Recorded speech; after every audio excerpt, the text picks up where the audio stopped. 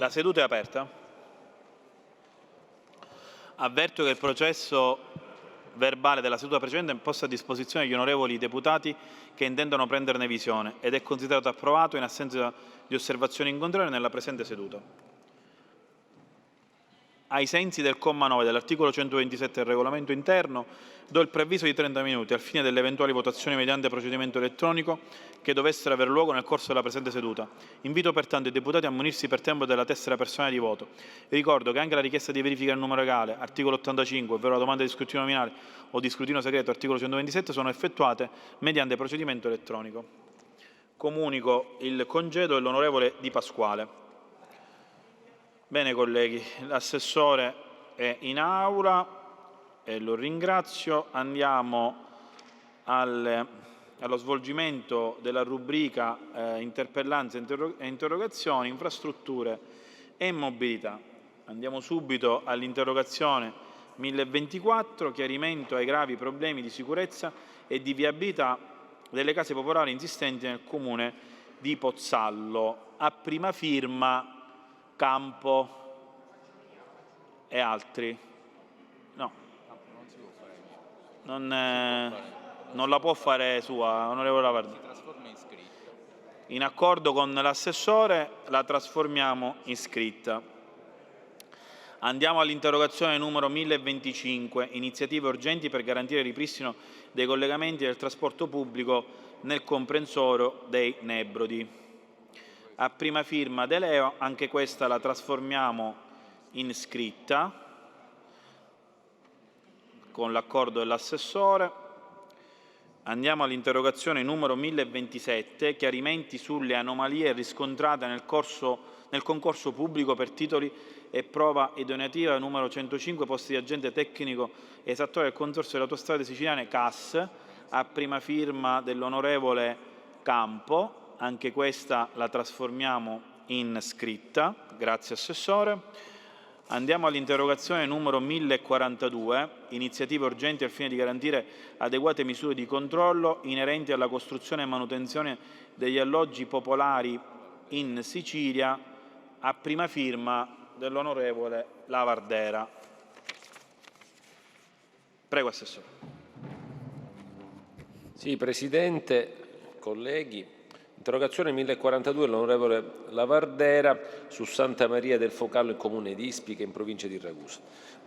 L'annosa problematica in oggetto alla presentazione nasce nel 2007 a seguito di un incendio avvenuto in un alloggio ubicato al quinto piano di una palazzina facente parte di un gruppo di palazzine, complessivamente 48 alloggi, di proprietà dello IACP in Piazzale Italia del comune di Pozzallo.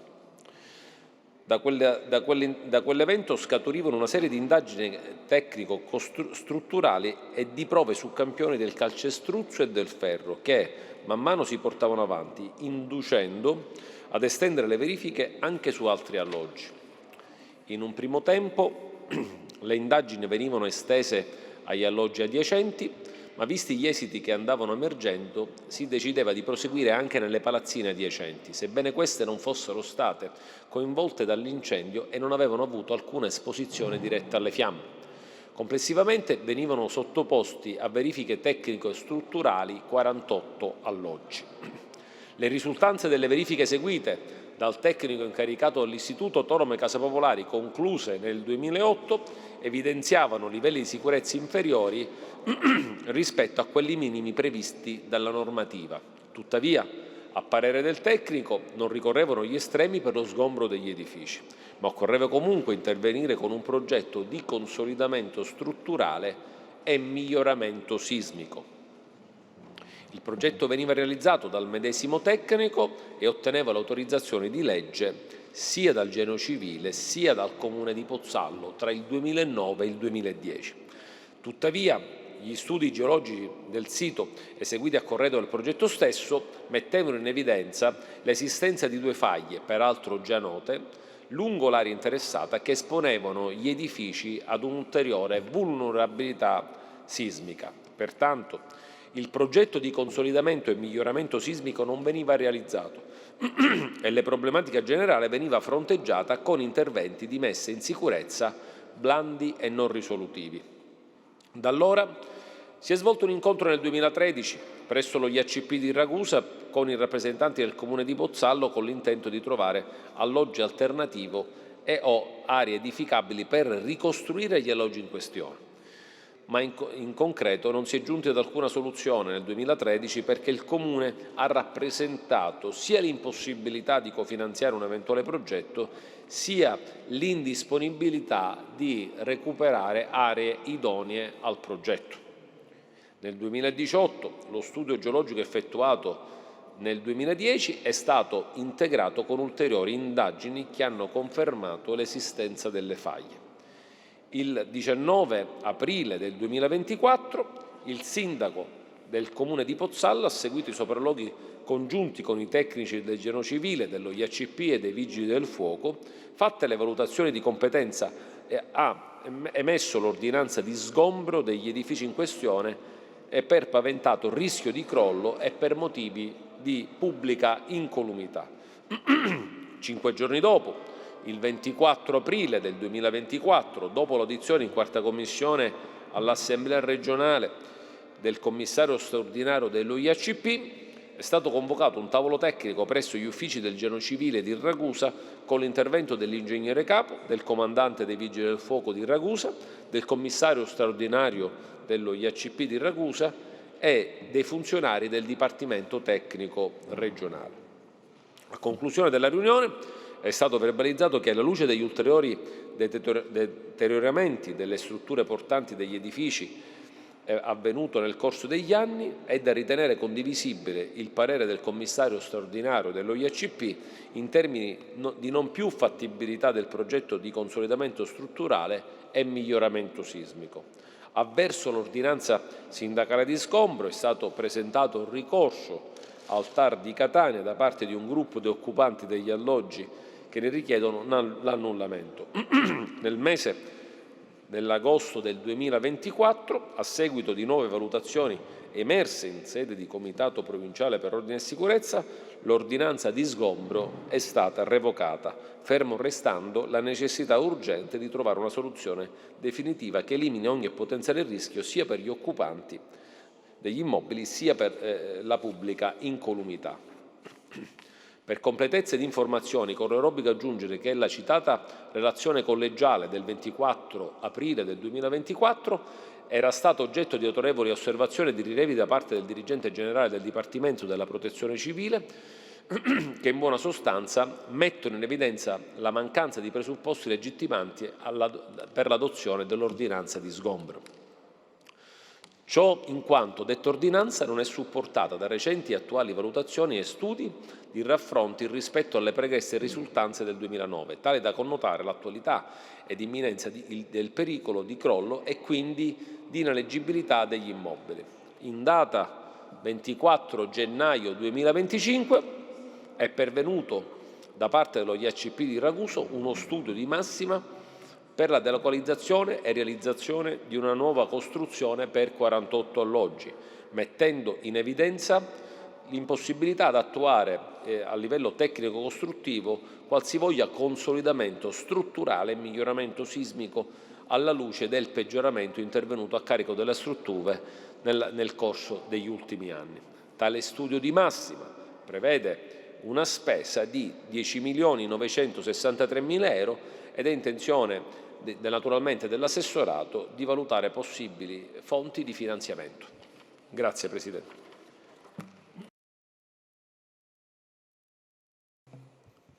Grazie Assessore. Prego, onorevole Vardar. Grazie Presidente, grazie Assessore. Intanto registriamo positivamente, non perché dobbiamo ringraziare se il Governo viene, ma fa il suo dovere, registriamo positivamente, Presidente, la presenza dell'Assessore, auspicandoci, Presidente, se possibile, anche di poter trattare ulteriori anche rubriche. Non possiamo fare sempre infrastrutture, ci sono tanti problemi nella Sicilia, immaginiamo e ci auspichiamo anche in conferenza di capigruppi, lo farò presente, che possano anche partecipare altri Assessori, perché che l'assessore Aricò sia uno stacanovista lo abbiamo capito. Adesso dobbiamo provare a trovare anche qualche altro. Detto questo, Assessore, rispetto alla sua risposta, ho necessità intanto di acquisire la copia scritta, se possibile, perché la vicenda è veramente particolare. Io so che lei rispetto a questo tema porrà massima attenzione, perché ho anche sentito il prefetto di Siracusa, che mi rappresentava anche una certa preoccupazione di Ragusa, rispetto a questa situazione, perché effettivamente coinvolge diverse famiglie che hanno avuto anche, diciamo, un allarmismo rispetto alla possibile come dire, condizione di precarietà delle strutture in oggetto, e quindi addirittura si era fatta un'ordinanza che voleva in qualche modo mettere in sicurezza e dire alle famiglie di lasciare gli alloggi. Chiaramente si è creato un allarmismo generale, perché poi di fatto nella partita successiva non si è capito dove dovevano andare queste famiglie, per cui l'apprensione è massima, è alta, che ci vogliono 10 milioni di euro per capire realisticamente se la struttura in che condizioni è, comprendo che è una cifra non indifferente, ma qualcosa va fatta per capire se queste persone possono stare o non possono stare in quelle case, perché oggi domani noi ci auguriamo che non accada il peggio, ma effettivamente c'è una situazione di responsabilità che a cascata non possiamo, diciamo, demandare ad altri, e quindi è necessario capire queste famiglie che cosa devono fare e cosa non devono fare. Per cui io rispetto alla sua risposta mi posso ritenere parzialmente soddisfatto, perché comunque il quadro lo ha definito, gli elementi sono chiari, ma la non completezza, il non essere completamente soddisfatto è data dalla preoccupazione che ho rispetto a questa situazione, che certamente non può che essere, diciamo, particolarmente complicata e complessa, e che merita ulteriori approfondimenti nel caso, che sono sicuro, Assessore, farete come assessorato. Grazie. Grazie onorevole Lavardera. Andiamo all'interrogazione numero 1059, chiarimenti in merito ad una possibile interlocuzione con il Governo nazionale per la realizzazione del ponte sullo Stretto. A prima firma Marano, anche questa la trasformiamo in scritta con l'accordo dell'assessore. Andiamo all'interrogazione numero 1060, interventi urgenti per il ripristino del primo lotto funzionale dell'autoporto di Vittoria, a firma Lavardera. Prego, Assessore. Grazie Presidente. Interrogazione parlamentare 1060 sull'autoporto di Vittoria. E l'intervento dell'autoporto di Vittoria ricade nell'accordo di programma quadro per il trasporto delle merci e della logistica sottoscritto il 31 gennaio 2006 tra la Regione Siciliana e il Ministero dell'Economia e il Ministero delle Infrastrutture e dei Trasporti. Per realizzazione dell'autoporto di Vittoria, nella fattispecie nel primo stralcio funzionale, è stato predisposto un finanziamento e un relativo impegno per importo complessivo di 14.205.251 euro. Con decreto del Direttore Generale l'837 del 20 novembre del 2009, di cui 7.536.000 euro a valere sulla delibera dei fondi CIPE 3 del 2006 e ulteriori 6.669.000 euro a valere sulla legge regionale 20 del 2003. Il beneficiario finale dell'intervento è il Comune di Vittoria. I lavori di realizzazione del primo stralcio funzionale sono stati ultimati in data 23 aprile 2016. Giusto il certificato di ultimazione dei lavori redatto dal Dipartimento dalla Direzione dei Lavori in contraddittorio con l'impresa esecutrice. Il collaudo del primo stralcio funzionale è stato effettuato in data 14 febbraio 2018. Successivamente al collaudo, in assenza di qualsivoglia azione da parte del soggetto attuatore volta alla presa in consegna delle opere, sono stati perpetrati numerosi atti vandalici che hanno di fatto reso inagibili i luoghi stessi. Risulta agli atti che solo in data 11 novembre del 2019 il Comune di Vittoria abbia preso in consegna l'opera attivando la guardiania della stessa. Ne sono seguite, già a partire dalla fine del 2019, numerose richieste da parte del Comune di Vittoria al fine di ottenere parziale copertura finanziaria a valere sui fondi regionali per il ripristino dei luoghi allo stato di fatto del collaudo, che sono stati quantificati in 622.000 euro, di cui 200.000 euro nella disponibilità del Comune medesimo. A fronte delle richieste, nell'ottica di anteporre l'interesse pubblico di fruibilità del bene, il Dipartimento delle Infrastrutture ha predisposto il disegno di legge Autoporto di Vittoria, approvato con DGR 288/2020, con il quale si autorizzava l'anticipazione al Comune di Vittoria di 422.000 euro a valere sulle economie derivanti dal ribasso d'asta, con la previsione di recupero delle suddette somme mediante un piano di decurtazione decennale a valere sui fondi di trasferimenti regionali di cui alla legge regionale 5 del 2014 a favore del Comune di Vittoria. Il disegno di legge, di cui già la citata DGR 288 del 2020, ancorché inviato all'ARS per approvazione, non ha tuttavia ricevuto la necessaria bollinatura da parte della Ragioneria Generale a seguito del rilievo ricevuto, recante la seguente motivazione: si segnala la necessità di dove individuare la copertura finanziaria, che non può essere indicata in modo generico, come riportato al comma 2 del disegno di legge in esame, né riferirsi a finanziamenti statali per finanziare ancorché la forma dell'anticipazione di opere già eseguite.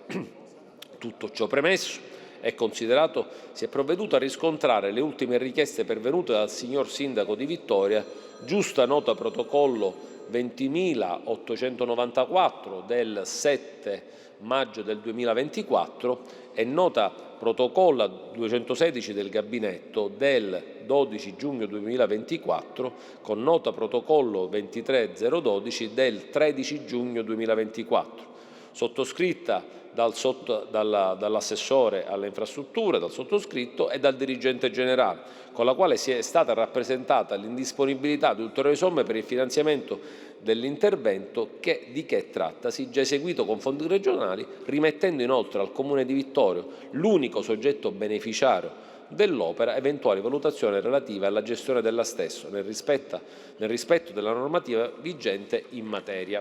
Grazie Presidente. Grazie Assessore. Prego onorevole. Sì, grazie Presidente, mi dichiaro soddisfatto. Grazie onorevole Lavardera. Andiamo all'interpellanza numero 148, intendimenti in merito alla criticità riguardanti la sicurezza dei servizi di trasporto pubblico locale, a prima firma dell'onorevole Venezia. Prego Assessore. Sì Presidente.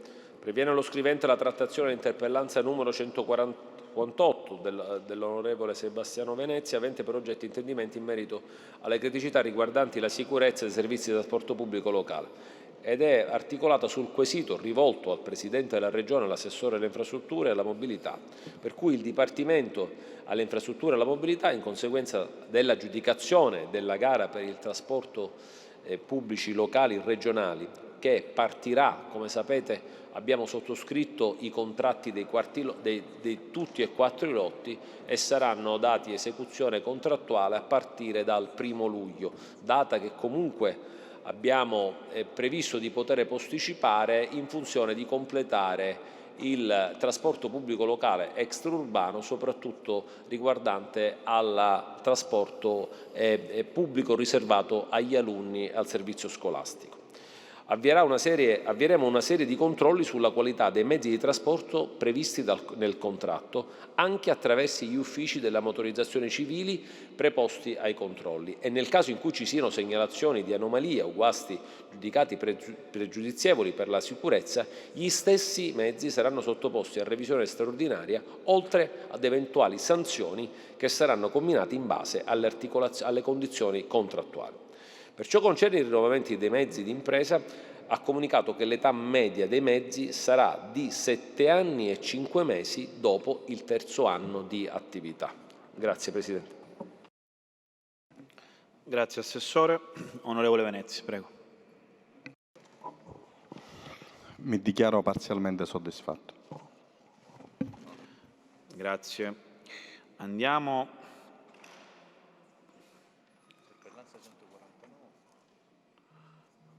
Questa la saltiamo un attimo Andiamo alla 168, all'interpellanza numero 168, intendimenti in merito alla risoluzione delle criticità riguardanti i collegamenti marittimi da e per le isole minori, a prima firma Safina.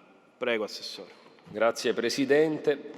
Con riferimento alla richiesta di prolungamento al 31 ottobre del collegamento con mezzi veloci per le isole Egadi, la richiesta avanzata dal Dipartimento non è stata accolta in primis per mancanza di idonea copertura finanziaria, in quanto estendere di 30 giorni l'orario prolungato comporta un aumento di costi in variazione del contratto, da 11 corse giornaliere nel periodo invernale e di 19 corse nel periodo estivo, quindi 8 corse supplementari per il periodo giugno e settembre, con un aggravio di costi di circa 600.000 euro.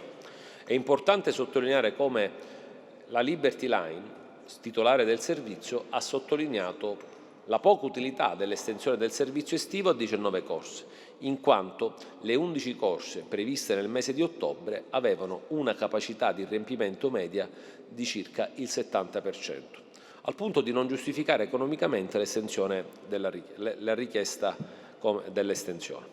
Infine sembra opportuno ricordare che per le isole Egadi, oltre al servizio di mezzi veloci operato da Liberty Lines, si aggiunge anche il collegamento plurigiornaliero mediante navi RoRo operato dalla società di navigazione siciliana, che offre ulteriori collegamenti e varianti orari ai passeggeri e visitatori che da Trapani si recano alle isole Egadi e viceversa. Stessa società si occupa anche del collegamento veloce e quindi con i mezzi di trasporto veloce attraverso la commessa ministeriale. Grazie. Grazie Assessore. Prego, onorevole Safina. Grazie Presidente. Non posso che dichiararmi non soddisfatto e vorrei illustrare le ragioni all'Assessore, che comunque ringrazio per la puntualità della risposta. Vuol dire che dietro c'è stato comunque un lavoro. Vede, il problema del trasporto marittimo da e per le isole minori è qualcosa che attiene non solo alla qualità dei servizi turistici che noi offriamo, ma anche alla qualità della vita che noi offriamo agli isolani. In Sicilia ci sono circa 30.000 abitanti nelle isole minori, probabilmente proprio per questo, trattandosi di un esiguo numero, la politica se ne disinteressa quasi totalmente. Di queste settimane la polemica sull'ulteriore aumento dei prezzi, che adesso sembra essere stato bloccato, ma non sappiamo fino a quando sarà bloccato questo aumento tariffario. Fino al 30 di aprile, quindi dal 1° di maggio, ringrazio la collega per la precisazione, dal 1° di maggio avremo nuovamente in calendario l'aumento di questo 10%, che significa non soltanto un aumento del costo del trasporto, ma significa anche un aumento del costo dei servizi, perché tutti i beni che arrivano sulle isole viaggiano attraverso i collegamenti marittimi, e se aumentano i collegamenti marittimi aumentano i costi dei servizi per gli isolani e anche per i turisti che di quelle isole vogliono godere. E vede, Assessore, quando un mezzo di trasporto, perché la risposta di Liberty Lines non è soddisfacente e mi dispiace che venga accettata senza alcuno spirito critico dagli uffici e dalla politica, quando le corse sono piene al 70%, significa che quella tratta funziona. Un riempimento del 70% è un riempimento altissimo. Dunque, se noi aumentiamo il numero delle corse, nessuno ha detto di passare dalle 11 alle 19, ma se ne facessimo 14-15, considerato che peraltro alcune isole come le Egadi distano poche miglia dalla terraferma, si consentirebbe quella maggiore elasticità nella fruizione del servizio e nella possibilità di giungere nelle isole durante il periodo autunnale, l'inizio dell'autunno, che rammento che per effetto dei cambiamenti climatici è come se fosse estate. Cioè noi ci riempiamo la bocca di destagionalizzare il turismo e al contempo evitiamo di fornire i servizi affinché si possa realmente destagionalizzare. E le aggiungo una cosa, che nella risposta non viene trattata, caro Assessore. Vede, c'è un tema nel contratto che lega la Regione Siciliana alle compagnie di navigazione che non viene trattato, che è quello per effetto del quale quando una compagnia di navigazione non effettua la corsa, per esempio d'inverno, questa corsa non viene né applicata la sanzione che è prevista dal contratto e nemmeno viene detto alla compagnia di riprogrammarla nello stesso inverno, no?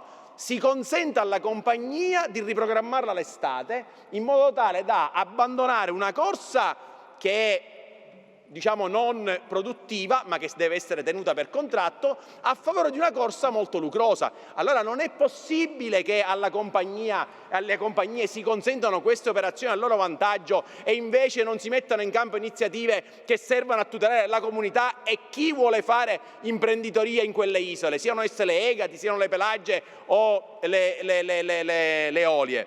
Allora, il tema vero non è rivedere solo e aumentare le corse durante il periodo autunnale, almeno l'inizio d'autunno, ma il tema vero è ricostruire e rivedere i contratti con le compagnie, fare dei bandi che consentono di tutelare meglio gli interessi degli isolani ed evitare che la Sicilia finisca sotto il gioco dei monopolisti. Questo è il tema che noi dovremmo affrontare ed è questo che l'assessore dei trasporti dovrebbe mettere in campo, perché non basta fare l'annuncio spot come il presidente Schifani ha fatto: abbiamo bloccato per un mese l'aumento delle tariffe, perché quando queste aumenteranno sarà un tracollo, perché diventeremo meno concorrenziali. Ma nessuno ha mai visto all'assessorato quanto costa andare in un'isola greca, in un'isola spagnola e quanto costa andare in un'isola siciliana.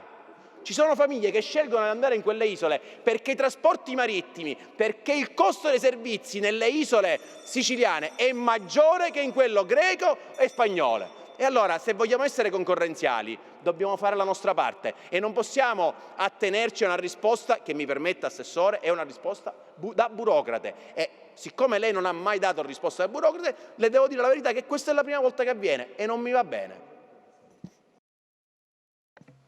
Grazie onorevole Safina. Che non è soddisfatto. Andiamo all'interpellanza numero 181. Intendimenti del governo regionale per contrastare l'emergenza abitativa in Sicilia, a prima firma dell'onorevole Venezia. Prego, Assessore. Grazie Presidente. Si fa riferimento all'atto ispettivo 181 del 25 ottobre 2024 e con decreto del Direttore Generale 299 del 20 marzo 2024 del Dipartimento del Bilancio e Tesoro della Ragioneria Generale della Regione sono state introdotte le variazioni dei bilanci sul capitolo di spesa 273712 del Fondo Nazionale dell'Occupazione per l'anno 2022 per un importo di 21.365.000 euro.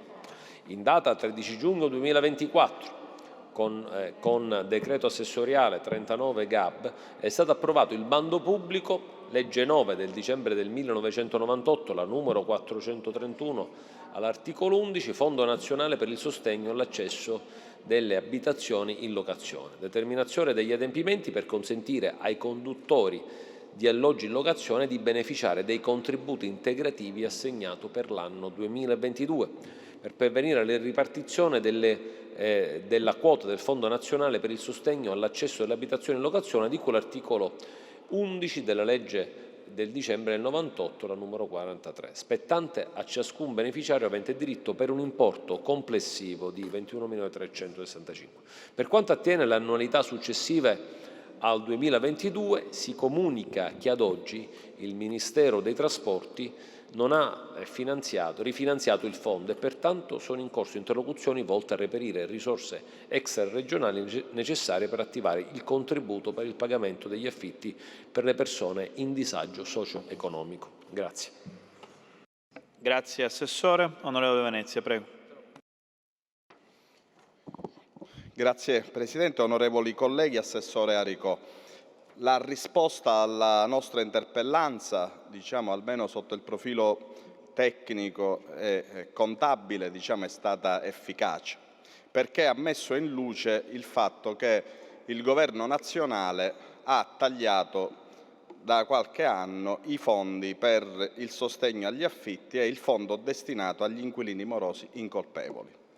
La Regione siciliana sta facendo fronte a queste esigenze dell'emergenza abitativa attingendo ai fondi che erano stati assegnati negli anni precedenti, ma a servizio della chiarezza non vi sono attualmente stanziamenti per il 2025 e quindi non abbiamo la certezza che la Regione possa operare anche quest'anno per dare una risposta a tale emergenza.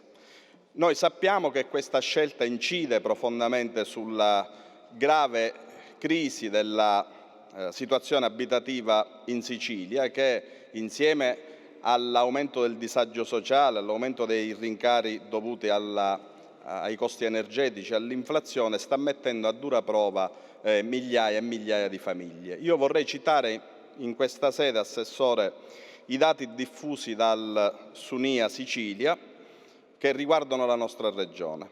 30.000 famiglie sono in lista d'attesa per avere assegnato una casa popolare e 10.000 hanno subito sfratti negli ultimi 2 anni. Una situazione drammatica che mette in discussione il diritto all'abitare, che purtroppo constatiamo è fuori dall'agenda politica del governo nazionale e in Sicilia rischia appunto di diventare una nuova emergenza sociale.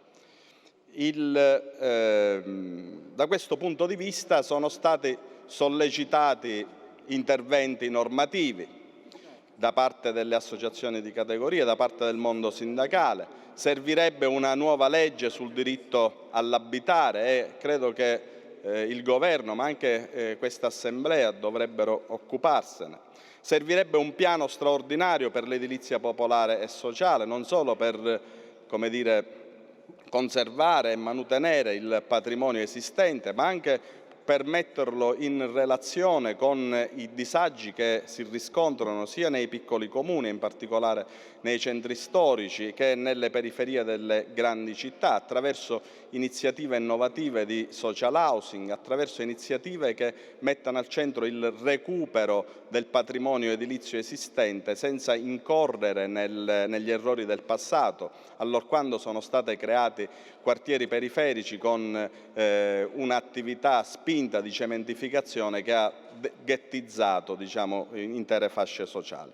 Ecco, Assessore, noi auspichiamo che il Governo metta al centro della propria agenda questo tema, sia sotto il profilo normativo attraverso una legislazione nuova e adeguata alle sfide del nostro tempo, sia attraverso interventi finanziari significativi nelle variazioni di bilancio che ci appresteremo a fare nelle prossime settimane e nei prossimi mesi. Per queste ragioni ci riteniamo non soddisfatti dalla sua risposta.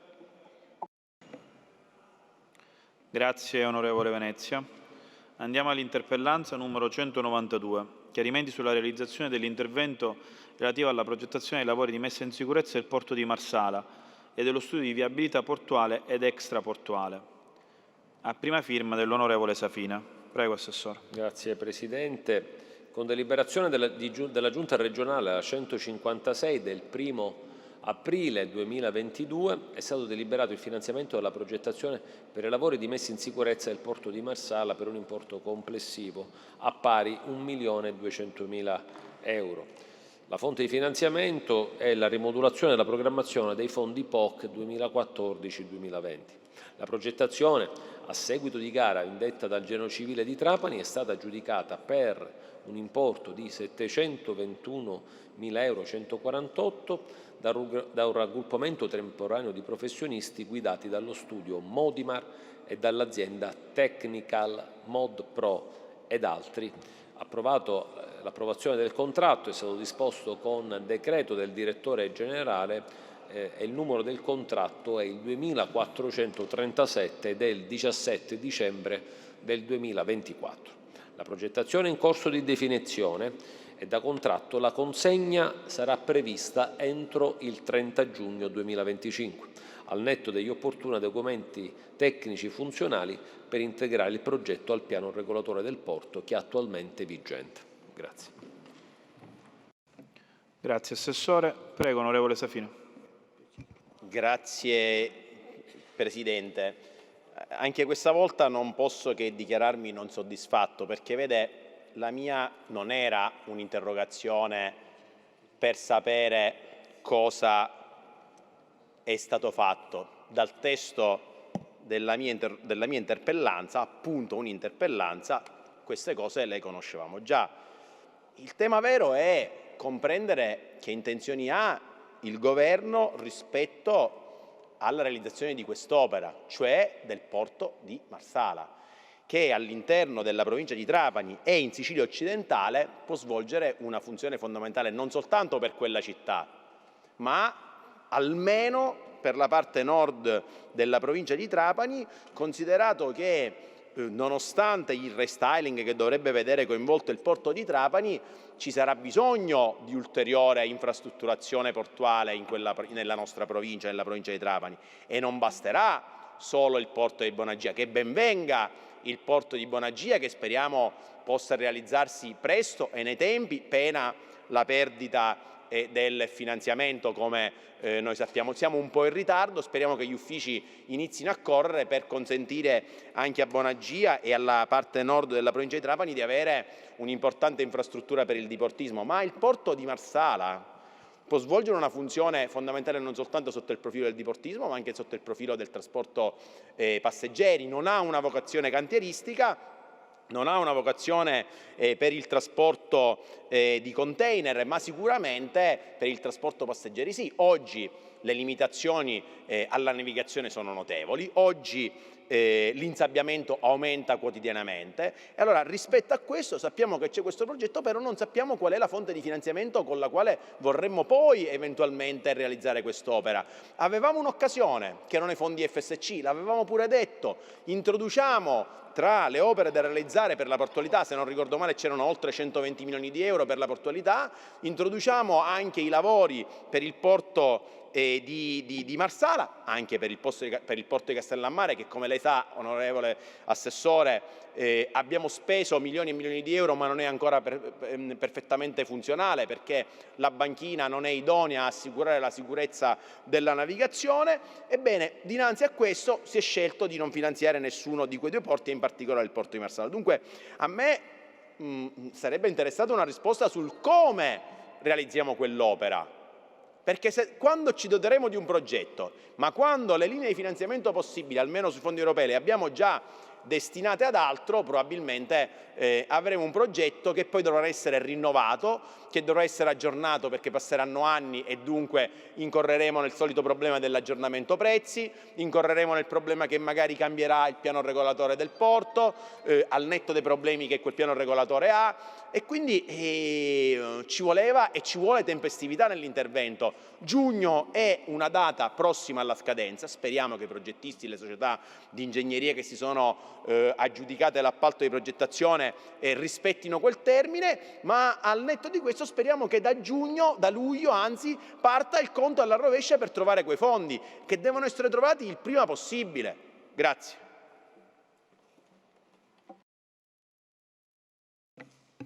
Onorevole Safino, e quindi non soddisfatto? Ok. Andiamo all'interpellanza numero 149. Intendimenti in merito all'aumento dei collegamenti tra l'aeroporto Falcone Borsellino e la città di Palermo nelle ore notturne. Sì, un attimo. Sì. Onorevole Giambona, facciamo un'unica risposta sia della 149 che della 150. Prego, Assessore, tutte e due interpellanze a prima firma dell'onorevole Giambona. Grazie Presidente per averle unito, per semplificare i lavori. Le leggerò poi in ordine cronologico. L'interpellanza 149, a firma dell'onorevole Giambona. A seguito della ricognizione effettuata sulle problematiche sollevate dall'interpellanza relativamente ai collegamenti nelle ore notturne tra la città di Palermo e l'aeroporto Falcone Borsellino, comunichiamo quanto segue. Sui collegamenti bus, nell'ambito del nuovo contratto di servizio stipulato con il consorzio aggiudicatario dell'8-1, l'azienda consorziata Presti e Comandè effettuerà il servizio dalle ore 20 in poi attraverso un collegamento ogni 35 minuti. L'ultima corsa è prevista alle ore 1:30 di notte e comunque attenderà l'aereo anche se in ritardo. La Presti e Comandè ha comunicato la copertura di tutti i voli su Palermo e la rotazione mattutina riprenderà dalle ore 3:30 e quindi ci saranno soltanto 2 ore di buco tra l'ultimo aereo che atterrerà a Palermo e la ripresa dell'attività alle 3:30 del mattino. Per quanto riguarda il collegamento del treno, oltre alla normale programmazione, nelle ore notturne Trenitalia dal 3 febbraio del 2025, da circa un paio di mesi, effettua un'ulteriore corsa aggiuntiva che è la corsa 5633 dall'aeroporto di Palermo, che parte a 00:20 e arriva a Palermo Centrale e poi a Palermo Centrale all'1:05. Per quanto riguarda invece l'interpellanza 150, a seguito di una ricognizione effettuata sulle problematiche sollevate dall'interpellanza relativamente ai collegamenti ferroviari notturni delle prime ore del mattino tra la città di Palermo e l'aeroporto Falcone Borsellino, si comunica che su input dell'assessorato alle infrastrutture e la struttura di Trenitalia abbiamo disposto che a partire, come ne dicevamo nella precedente interpellanza, dal 3 febbraio del 2025 le seguenti corse aggiuntive nelle prime ore del mattino, che effettuano fermate anche nei comuni, e qua sarà importante per il sottoscrittore dell'interpellanza, a Isola delle Femmine, Capaci e Carini. E sono esattamente le corse 5601 Palermo Centrale dalle 4 del mattino all'aeroporto di Palermo alle 4:49, sempre da Palermo Centrale la corsa 5603 alle 4:30, mezz'ora dopo, e arriverà alle 5:21 all'aeroporto di Palermo. Poi la corsa 21701 da Palermo Centrale e quindi ogni mezz'ora alle 5 del mattino, che arriverà all'aeroporto di Palermo alle 5:47, e l'ultima corsa dopo 25 minuti, questa la 21705 dalla Palermo Centrale alle 5:25, arriverà all'aeroporto di Palermo alle 6:14. Grazie Presidente. Grazie Assessore. Prego onorevole Giambona.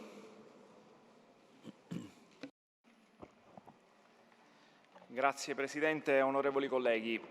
Assessore Aricò, allora intanto preannuncio la mia dichiarazione. Io sono soddisfatto rispetto a quelle che sono adesso le risposte fornite a queste mie 2 interpellanze da parte dell'assessore alle infrastrutture e alla mobilità, ma vado nel merito. Noi abbiamo perfetta consapevolezza di come le presenze in Sicilia in termini di turisti siano notevolmente aumentate. Questo Parlamento si è determinato qualche settimana fa con una norma per migliorare dal punto di vista normativo il sistema delle strutture ricettive e abbiamo dato un segnale. Lo stesso dicasi per una necessità di aumentare quelli che sono i servizi da garantire ai turisti, agli avventori, ma anche ai cittadini che utilizzano i mezzi di trasporto. Ora, al netto della misura da poco varata del Sicilia Express, che ha dato risposte a qualche centinaio di siciliani, ecco, abbiamo consapevolezza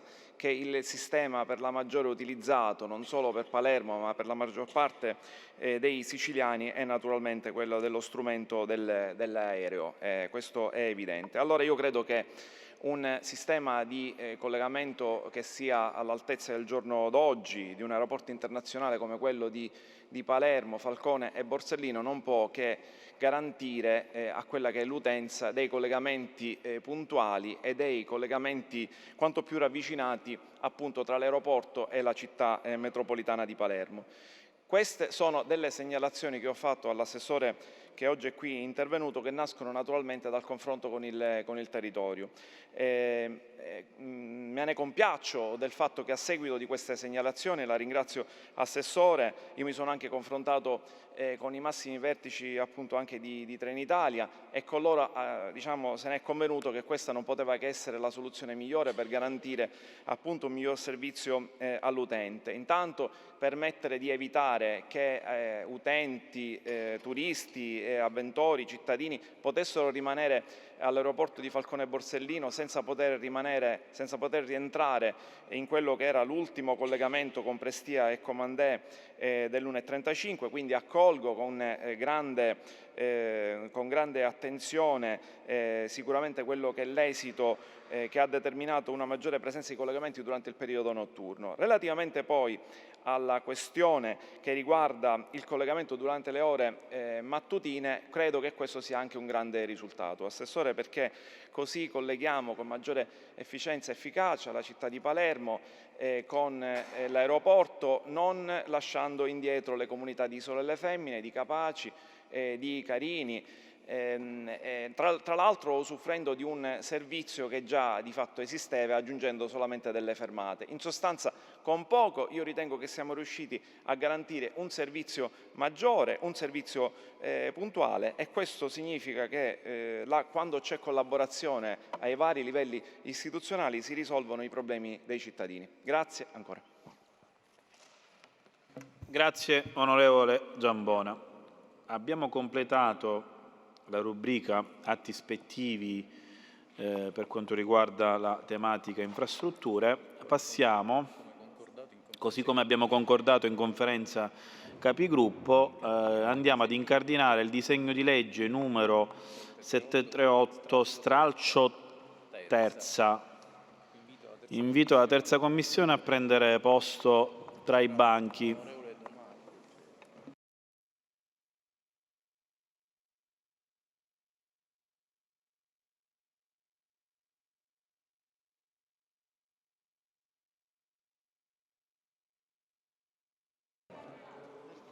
Non c'è nessuno della commissione terza?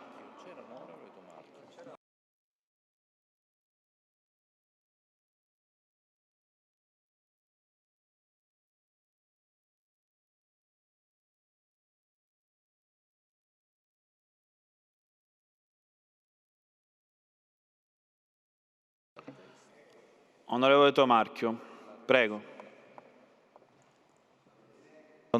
Signor Presidente, mi rimetto al testo. Bene, si rimette al testo. Apriamo la discussione generale. Ci sono interventi a riguardo a discussione generale, altrimenti diamo il termine agli emendamenti.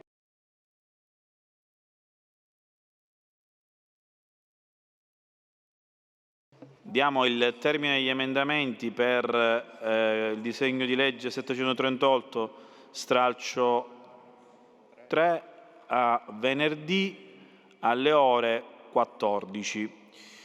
Andiamo al disegno di legge 832 stralcio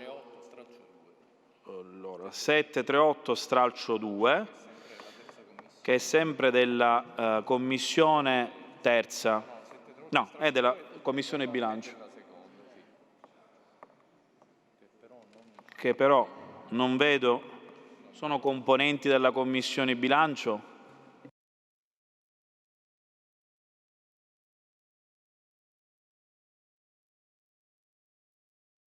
Prego, onorevole Giambona.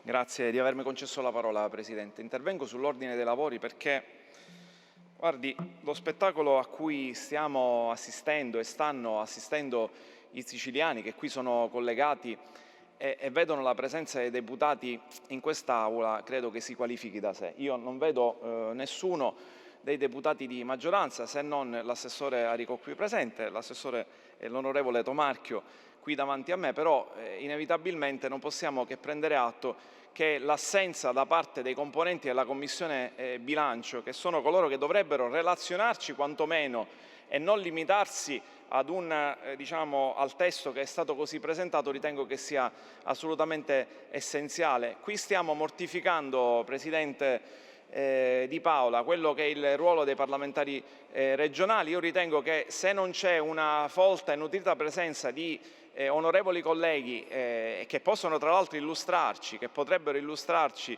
il disegno di legge 738 stralcio secondo, io credo che non possiamo andare avanti. Quindi mi dica lei, Presidente, se noi dobbiamo sospendere l'Aula in attesa che arrivino i componenti della Commissione seconda, oppure rinviare il punto perché non ci sono le condizioni per discuterlo. Grazie. Onorevole Giambona, grazie intanto per l'intervento. Colleghi, allora a questo punto facciamo in questo modo. I disegni di legge li incardiniamo e la discussione generale poi la rinviamo all'articolo 1. E quindi io incardino il 738 stralcio 2 e il 738 stralcio 2 e stralcio 3 bis. Quello l'abbiamo già fatto, il 3 bis l'abbiamo già fatto, abbiamo pure... Sono entrambi della seconda commissione? Sì, sono tutti e due della seconda commissione bilancio. Il 738 Un attimo. stralcio 3...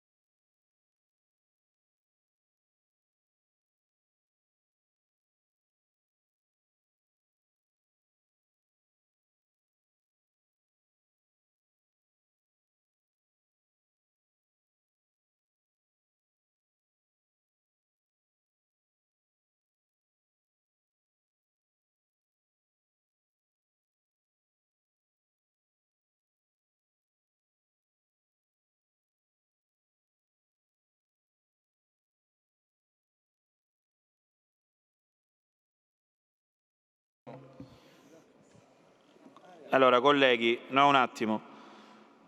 Io incardino gli altri due disegni di legge che sono il 738 stralcio 2 e l'832 stralcio 2. Quindi questi due disegni di legge vengono incardinati e non facciamo la discussione generale oggi e dopodiché diamo il termine degli emendamenti a venerdì alle ore 14. Prego, onorevole Giambona e poi l'onorevole Giris.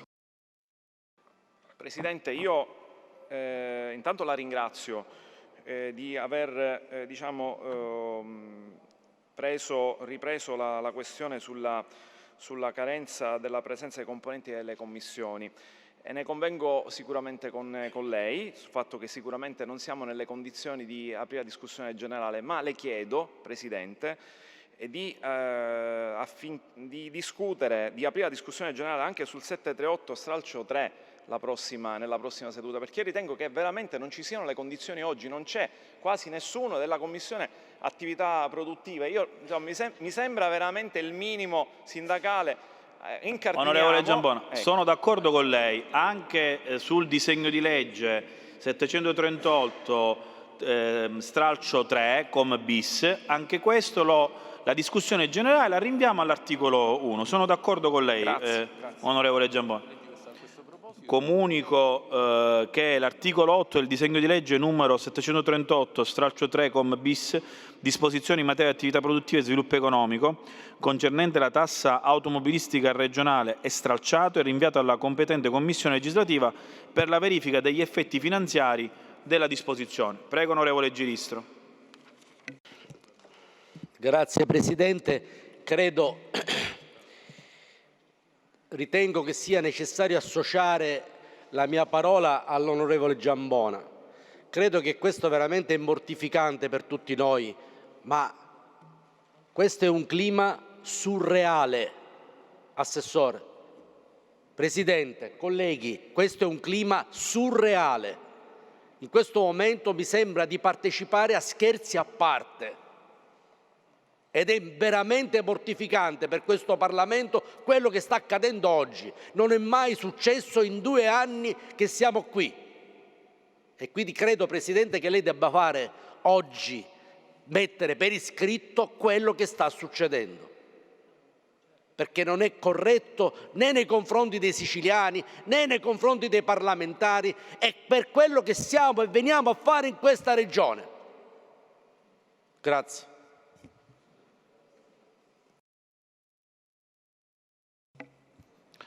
Prego, Assessore. Presidente, io vorrei stemperare un po' con gli animi dell'Aula, perché il Governo è presente. Avevamo deciso di trattare la rubrica infrastrutture e trasporti e poi dopodiché incardinare e iniziare la discussione generale. Io sono sicuro che all'interno del Palazzo ci sono diverse decine di colleghi di maggioranza che vorranno partecipare alla discussione generale. Vorrei capire, Presidente, se ci sono invece colleghi da parte dell'opposizione che vogliono iniziare la discussione generale, visto che lei diciamo, ha incardinato i disegni di legge così come stabilito nelle precedenti conferenze dei capigruppo. Quindi io, Presidente, le vorrei chiedere di andare avanti con i lavori rispetto a quanto deciso in conferenza capigruppo. Il Governo è presente. Il Governo è presente, ma mancano i Presidenti di Commissione e i Presidenti di Commissione sono di maggioranza. Quindi manca sia il Presidente della Commissione Bilancio che il Presidente della Commissione Attività Produttive. Quindi il suo intervento non ha stemperato, non penso abbia stemperato gli animi. Comunque, colleghi, andiamo avanti. Abbiamo già deciso, io ho accolto le vostre richieste, abbiamo già deciso di rinviare la discussione generale alla prossima settimana. Quindi io ho accolto sia le richieste dell'onorevole Giambone che dell'onorevole Giristro. C'è come ex articolo 83 l'onorevole Burtone, poi l'onorevole Adorno e poi l'onorevole Giristro. Prego, onorevole Burtone.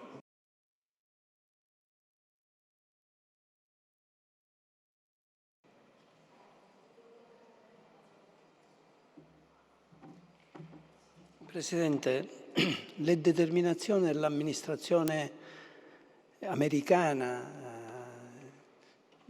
per opera del Presidente Trump hanno determinato un dibattito, l'apertura di un confronto anche con polemiche notevoli tra istituzioni internazionali, nazionali, il mondo soprattutto delle imprese, non solo, i rappresentanti dei lavoratori sono mobilitati a ricercare le ragioni che hanno portato Trump a fare questa scelta e soprattutto le ripercussioni che si determineranno. La Presidente del Consiglio Meloni ha però fatto un appello di non fare catastrofismi. Nessuno di noi, credo, abbia questa intenzione, però mi permetto di dire la preoccupazione è notevole, basta leggere i giornali, non solo, vedere come le borse siano crollate. Il nostro dovere è soprattutto però quello di ascoltare i cittadini e le donne e gli uomini che troviamo nei luoghi dove si ritrovano, nelle scuole, nei bar, nei supermercati, nei mercati. Queste donne e uomini sollecitano un impegno da parte delle istituzioni a capire che cosa potrebbe determinarsi e quali correttivi mettere in campo. Proprio per questo noi del Partito Democratico abbiamo voluto presentare una richiesta al Presidente dell'Assemblea di fare un dibattito in aula, Presidente. Questo è un Parlamento. Io più volte richiamo l'attenzione della Presidenza su questo. Abbiamo chiesto un confronto, avendo però la presenza del Presidente della Regione. Noi non vogliamo però un Presidente che venga qui a dire soltanto le sue opinioni. La lettera che abbiamo inviato anche al Presidente della Regione Schifani sollecita un incontro da parte del Presidente con il mondo dell'economia, con il mondo delle imprese, con i sindacati, ma anche con i rappresentanti delle nostre università. Noi abbiamo economisti di livello nelle 4 università siciliane. Il Presidente li convochi e poi venga in aula a dire quale proposte dobbiamo fare al Governo nazionale, che non insegue catastrofismi, però certamente non opera guardando con prudenza a quella che è la situazione nostra italiana. Se solo si considera che la Spagna ha già stanziato 15 miliardi di euro per fronteggiare le possibili ripercussioni. Dico questo, Presidente, e mi avvio alla conclusione, perché già prima di questa decisione noi abbiamo avvertito, lei era presente, che nell'area industriale di Catania ci sono problemi che riguardano uno dei colossi industriali presenti nella nostra comunità, l'ST. Dei lavoratori hanno già fatto una cassa integrazione per settimane.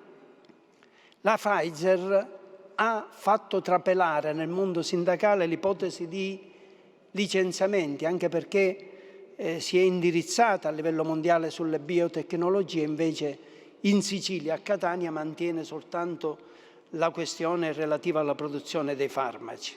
C'è quindi tanta preoccupazione e noi vogliamo che il nostro governo solleciti il governo nazionale. Veda, Presidente, nessun inseguimento allo scontro.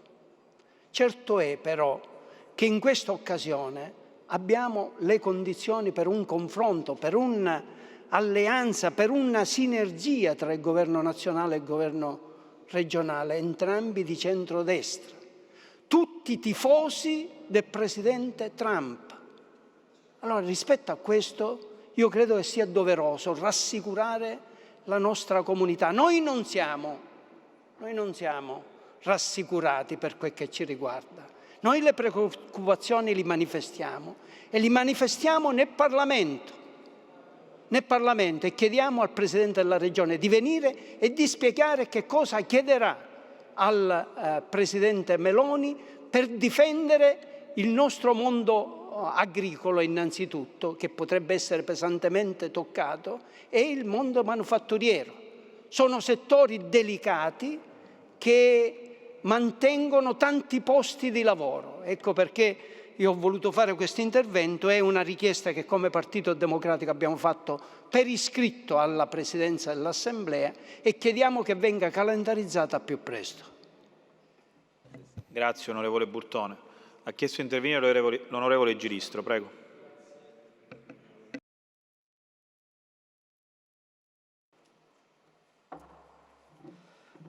Grazie Presidente, grazie Assessore, grazie colleghi. Presidente, devo mettere a conoscenza di questo Parlamento qualcosa che per me è agghiacciante, è la parola corretta, agghiacciante. Ieri avevo accennato in aula, mi era arrivata la notizia di questa risoluzione, di questo documento scellerato che è stato presentato al Parlamento europeo. Ho fatto una ricerca approfondita io e i miei collaboratori, abbiamo lavorato per questo e abbiamo, Presidente, mi ascolti, abbiamo le fonti, abbiamo il testo scritto di questa risoluzione presentata al Parlamento europeo, dove 24 parlamentari italiani del Parlamento europeo hanno messo la loro firma. Hanno approvato con la loro firma questo documento. Documento, lo leggo, risoluzione del Parlamento europeo del 2 aprile 2025 e nessuno ne ha parlato, Presidente. Al di là di quello che dice, guardate che malloppo c'è qua, voglio che tutti quanti possiate vederlo e leggerlo, lo potete scaricare benissimo. Presidente, è una cosa veramente grave quello che sta succedendo.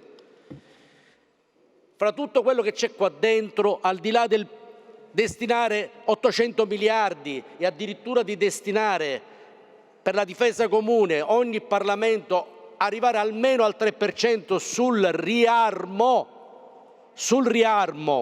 parliamo di decine di miliardi di euro che dovremo sottrarre alla sanità, ma l'abbiamo detto 100.000 volte, alla sanità, al welfare, a tutto quello che serve agli italiani e all'Europa.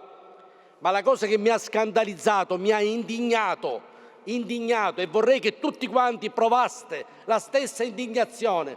Guardate cosa c'è Presidente, mi ascolti. Assessore, articolo 164 di questa risoluzione, lo leggo così come è scritto dalla fonte.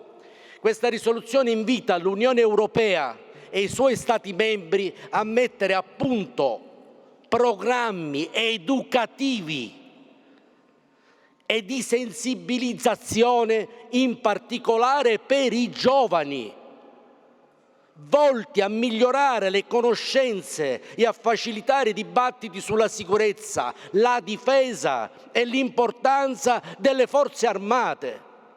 Siamo tornati nel 1925. Ma di che cosa stiamo parlando? Vogliamo dare ai nostri ragazzi delle scuole l'educazione alla guerra, alla difesa, invece di dare l'educazione alla pace? Presidente, io le chiedo con fermezza che questo Parlamento possa incidere in qualche modo a livello nazionale e a livello europeo per cercare di cancellare questa veramente risoluzione agghiacciante. Noi i nostri ragazzi non li vogliamo crescere, non li educhiamo per andare, perché difesa significa guerra. È ben diverso dire educazione alla difesa, perché quando dice educazione alla difesa stiamo dicendo educazione alla guerra, perché da una difesa c'è un'offesa. Noi dobbiamo educare i nostri ragazzi alla pace e non pensiamo perché l'Ucraina o la Russia sono dall'altra parte dell'Europa noi non dobbiamo preoccuparci, perché i nostri ragazzi al fronte non glieli vogliamo mandare. Ma Presidente, una cosa che nessuno ancora ha capito in Italia, che non esiste soltanto l'arrivo delle forze armate per via terra. Noi siamo la Sicilia, nel centro del Mediterraneo, di fronte all'Egitto, di fronte alla Libia, e potremmo essere i primi ad essere colpiti da questo cataclisma che sta succedendo. E sa perché vi dico queste cose? Perché ci stanno abituando pian pianino,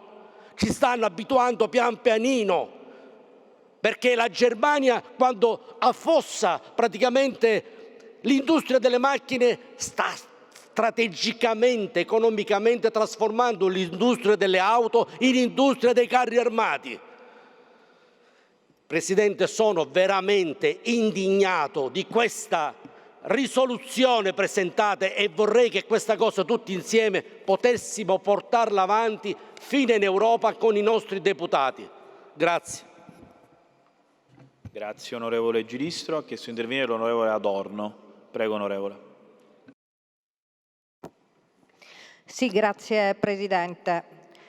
Desideravamo mettere a conoscenza della sua persona e dell'intera Aula dell'Assemblea del Parlamento siciliano quanto sta avvenendo nella comunità di Biancavilla. Biancavilla è un comune di circa 23.000 anime ai piedi dell'Etna. All'interno di questo comprensorio vi è presente una cava che già è stata chiusa da un po' di tempo, grazie a Dio, una cava che conteneva un materiale di origine, la fluoredenite, un minerale assimilabile all'amianto.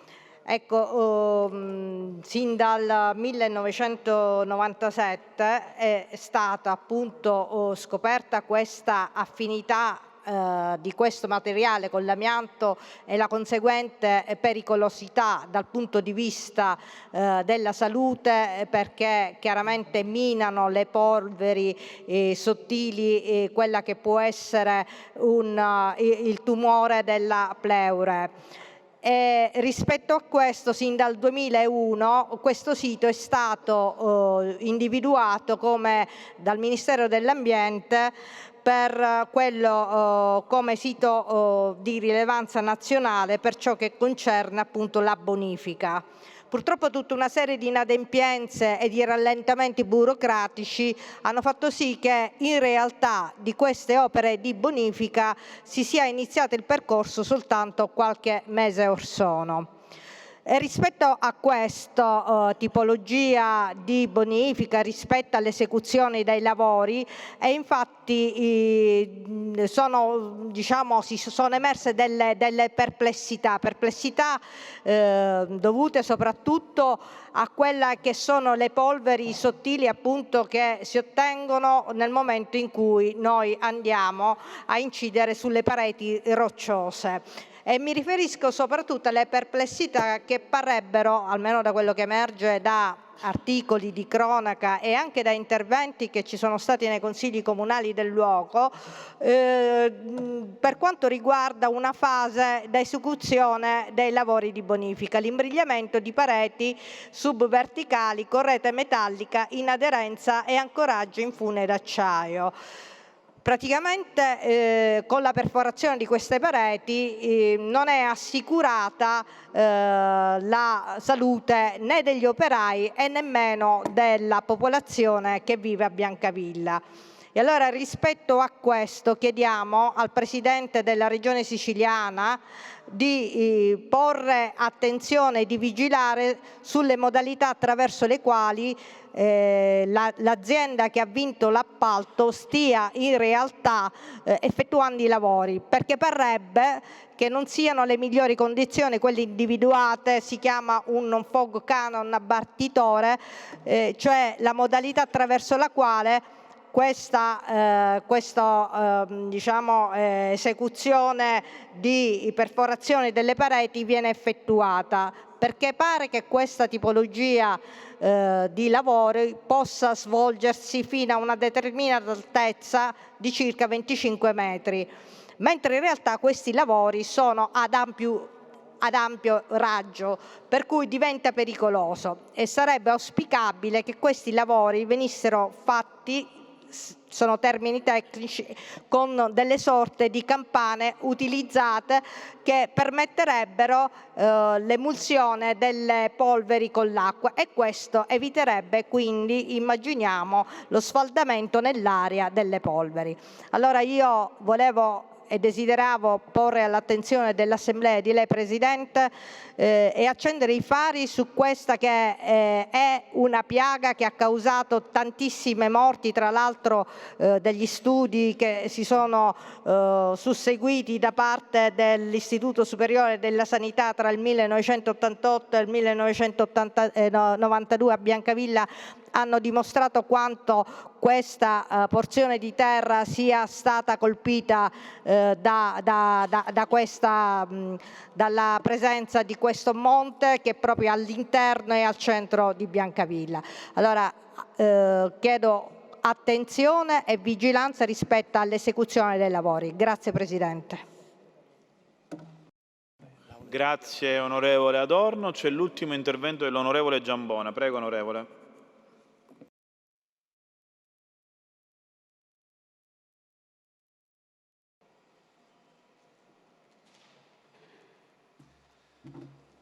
Grazie Presidente, onorevoli colleghi, Governo. Io ritorno molto velocemente sull'andamento dei lavori di questa Aula delle ultime settimane, un'Aula che stancamente va avanti senza affrontare quelli che sono i problemi dei siciliani.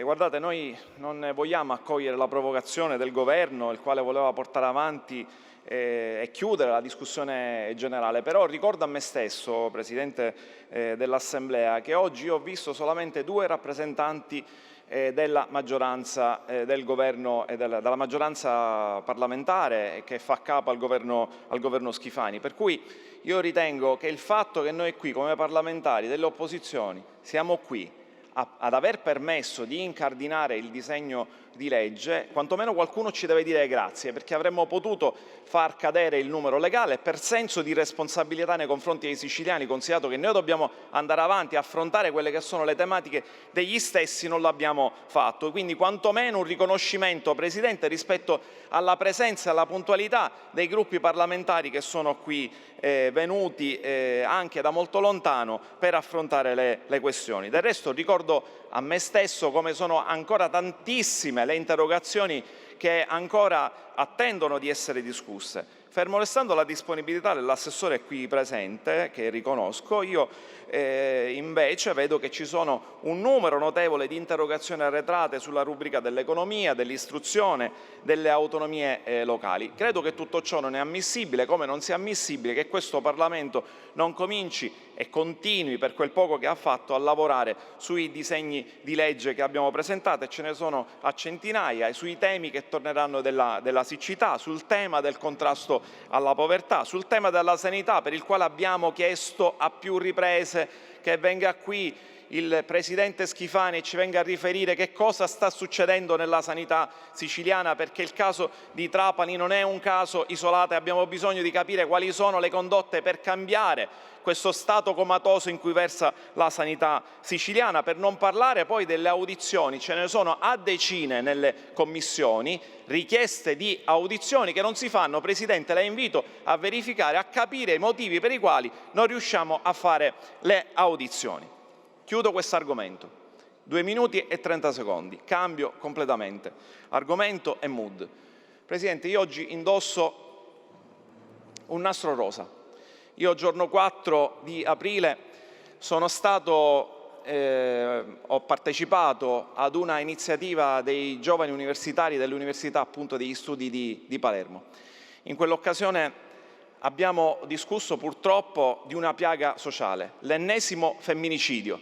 Abbiamo purtroppo pianto la scomparsa di Sara Campanella, una nostra corregionale, tra l'altro della provincia di Palermo. Lunedì ci sono stati i funerali e io mi sono promesso in quella occasione di portare avanti questa campagna di sensibilizzazione, perché ritengo che le istituzioni tutte non possono parlare di questa piaga sociale solamente il 25 di novembre. Ci vuole un'assunzione di responsabilità piena e totale su questi temi, e io ritengo che quello che può fare ogni istituzione la deve mettere in campo.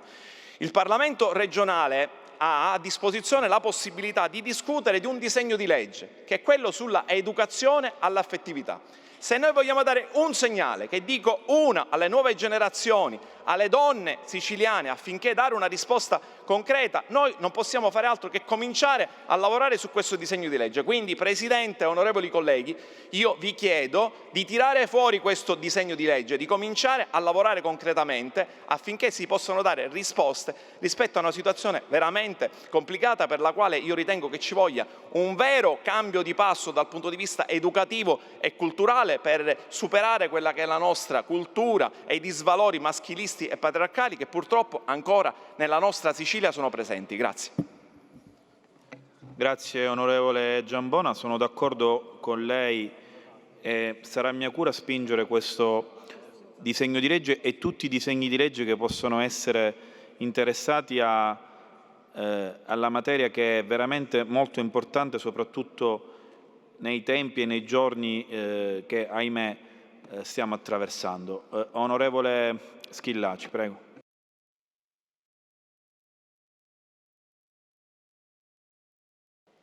Grazie Presidente. Nell'associarmi alla richiesta dell'onorevole Giambona, che condivido al 100%, desidero anche richiamare l'attenzione di questo Parlamento, del Presidente e anche dell'unico rappresentante del Governo oggi in Aula, su un disegno di legge che ho depositato, che è il recepimento tout court della norma nazionale che prevede il 40% delle donne in giunta a partire dal prossimo rinnovo, perché esattamente, soprattutto per i comuni che sono al di sopra dei 3.000 abitanti, perché ritengo che sia ancora vergognoso che questa regione non abbia recepito, come la maggior parte delle regioni italiane, questa norma di buonsenso. E anche questo è un segnale, perché la politica tutta deve dimostrare che le donne hanno stessa parità, a cominciare dall'attività